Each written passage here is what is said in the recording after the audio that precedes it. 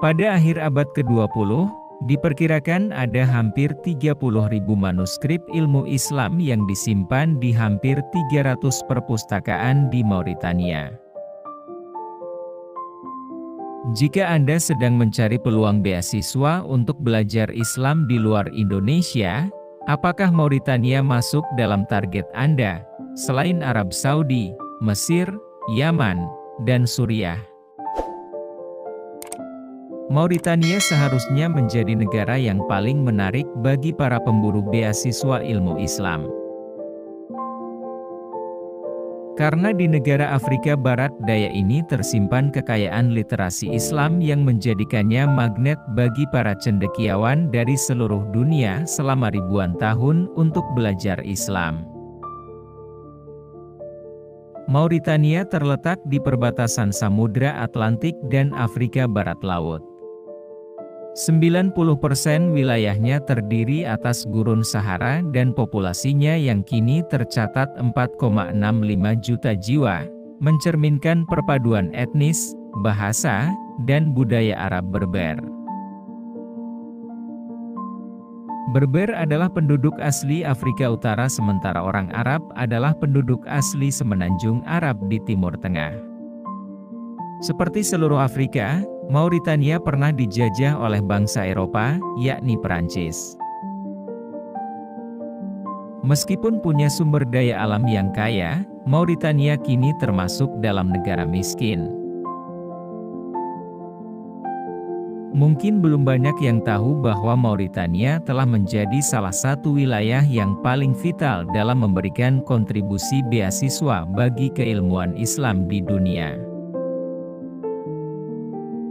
Padahal, selama berabad-abad, orang Mauritania dan Muslim Afrika Barat lainnya dikagumi di seluruh dunia Muslim atas antusiasme mereka terhadap ilmu pengetahuan Islam. Pada akhir abad ke-20, diperkirakan ada hampir 30.000 manuskrip yang disimpan di hampir 300 perpustakaan di Mauritania. Beasiswa Mauritania yang paling dicari oleh dunia Islam memiliki kisahnya tersendiri. Kisah Islam di Mauritania dimulai dengan kota kuno Hingweti yang merupakan pusat perdagangan abad pertengahan di Mauritania Utara, terletak di dataran tinggi agrar di Timur Atar. Selama lebih dari 1.200 tahun, Hingweti telah menyambut para pelancong yang mencari perlindungan dari panasnya Sahara. Didirikan pada abad ke-8 Masehi, Hingweti awalnya merupakan tempat pemberhentian karavan untuk jamaah haji yang berkembang menjadi salah satu pusat sains, agama, dan matematika terbesar di Afrika Barat. Karena kota ini dan reputasinya, wilayah Afrika Barat Laut juga disebut Bilad al-Shinkit. Itulah sebabnya para ulama yang menyandang gelar al-Shinkiti menunjukkan keahlian ilmiah yang kuat.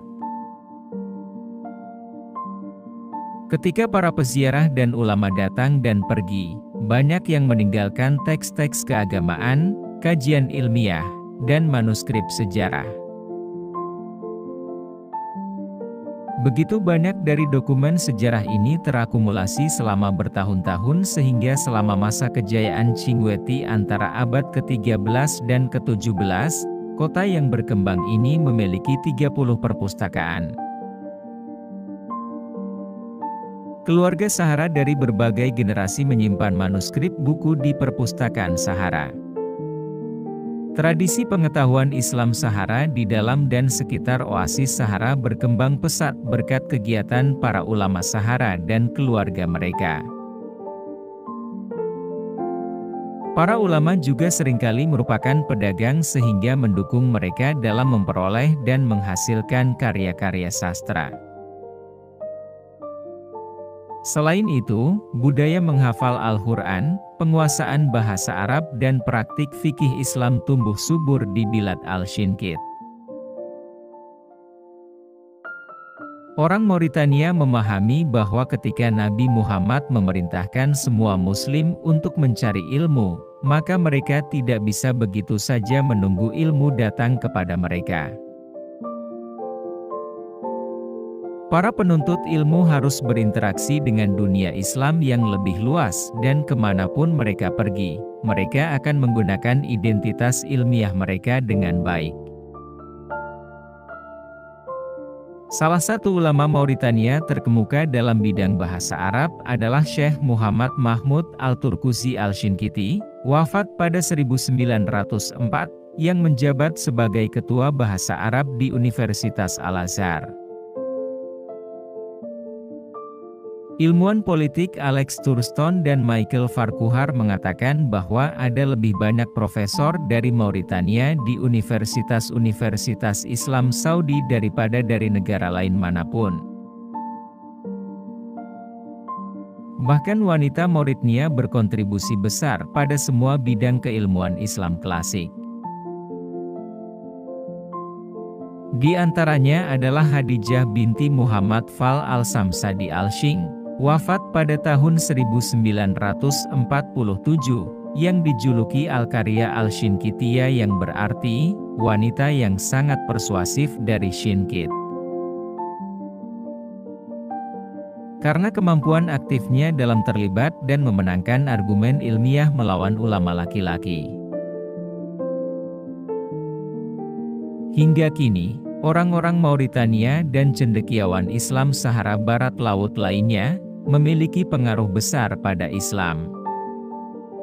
Mereka membangun jaringan Islam yang kuat sejak dulu, dan masih menjadi pusat tren dan gagasan Islam. Penguasaan mereka terhadap pengetahuan Islam klasik, bahasa Arab dan puisi serta penghafalan Al-Quran mengukuhkan otoritas mereka dalam bidang keagamaan transnasional. Sampai sekarang, budaya Islam Mauritania terus menunjukkan tradisi intelektual yang kaya dan relevansi global. Semoga Allah Subhanahu wa Ta'ala memberkati para ulama Mauritania yang mendalami dan menyebarkan ilmu agama yang membawa rahmat bagi seluruh alam semesta ini.